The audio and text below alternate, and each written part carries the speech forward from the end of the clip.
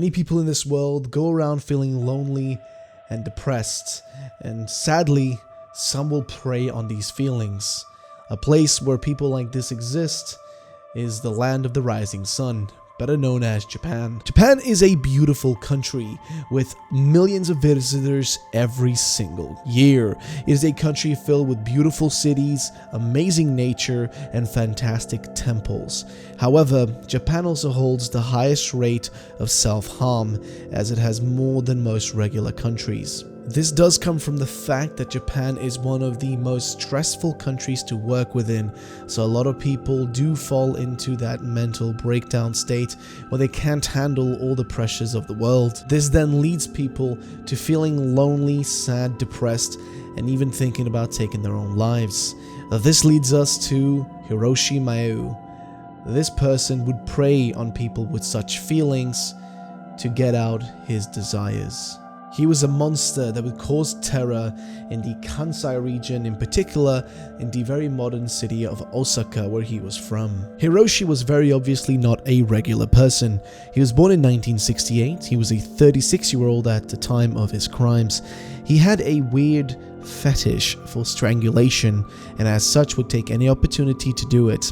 And growing up, this man had always been looking for the pleasure from erotic asphyxiation, which is where a person can't get pleasure unless they are strangled or strangling someone. Not much is known about Hiroshi's childhood and what might have made him act the way he did and what made him into who he would eventually become. He did tell police, after being arrested, that what made him gain interest in doing acts that required strangulation may be connected to him reading about strangulations in mystery novels when he was just a child. This apparently gave him an interest for such things. The crimes of Hiroshi Maeue take place over several years, but it all starts right here, in the Kanazama Institute of Technology, where in 1988 he tried to strangle a male friend, which he didn't succeed in doing, but this led him to get kicked from the school. This was only the first of many such moments, as again in 1995 he would be this time arrested and charged with assault for beating up, again, a male individual, this time trying to strangle a male co-worker. This was settled out of court rather than him getting a prison sentence. He did then get also fired from that job as well. And in 2001 he was once more arrested, this time for trying to strangle 2 women. He got a year in prison and 3 years suspended sentence for this, and because of good behavior he was let out. And after being released, he didn't wait long before once again, in 2002, trying to strangle a junior high school boy, which he was then sentenced for 22 months in prison for. So he clearly had a history of doing these kinds of things. However, the next victim that Hiroshi would run into wouldn't be as lucky to survive it as the previous ones. The internet is filled with strange places. There is a website for almost everything. And unfortunately, there also exists a website for people to talk about taking their own lives. These sorts of websites perhaps wouldn't be what most of us would be visiting, where people talk about or even plan out to take their own lives, or even in groups. But this would be the next place Hiroshi would look for his victims. He would join a website where a certain set of people were planning to take their own lives, as they were all in a club of sorts for this sort of thing. They were planning to take their lives together. He would have talked then to each of them, one by one, lured them into meeting him, at which point he would have, one by one, strangled them all to death. The victims' names and faces were all blurred, and we do not know who they were. However, what we do know is that the first victim was in 2005. It was a 25-year-old woman who Hiroshi had met up with on February 19th, and who he then rented a rental car, to take up to the mountains. Once he got there, he went at her. He strangled her until she passed out, and he would then describe it as such that he enjoyed seeing her life leaving her eyes. He enjoyed it so much that he couldn't wait for his next victim.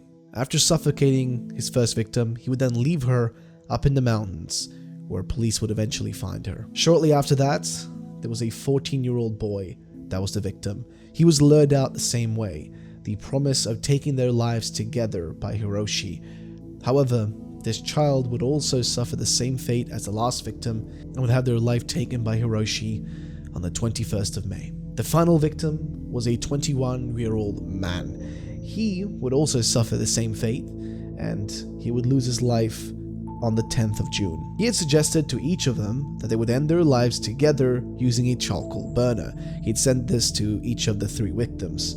But the reason he was saying this is because this was at the time the way that people would take their own lives, by putting on the charcoal burner and suffocating from carbon monoxide poisoning. But these murders all took place about 4 months apart from each other, and as I said, he strangled them all, so this meant that it was pretty easy for police to quickly link them all together due to the modus operandi being the same. The bodies would be dumped by nearby mountains and a dam, so again, the connection was very strong. After linking the crimes together and researching the information about the victims, the police quickly found the connection and the messages and interactions that existed between Hiroshi and the victims in their email records, and they also used the car rental records and contract to actually find him. And by the 5th of August, the same year, Hiroshi was arrested. When questioned, he would admit to the crimes and was even quoted as saying, "I wanted to watch a face in agony." This leads us to the trial. During the trial, he was referred to as the Lost Murderer.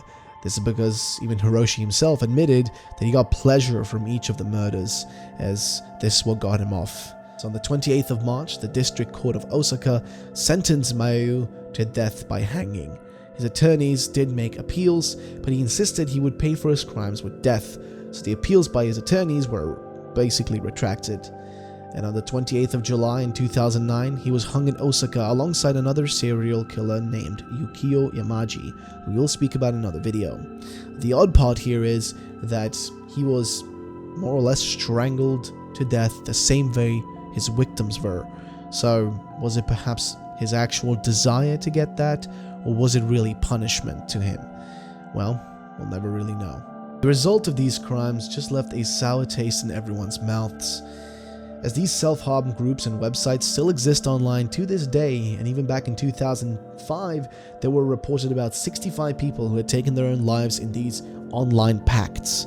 Japan still struggles to this day with these sorts of websites and has a high rate of, well, lonely and depressed people who are willing to take their life, more than most regular countries. So they seek out others feeling the same way, and oftentimes nothing comes out of these conversations. But sometimes it does.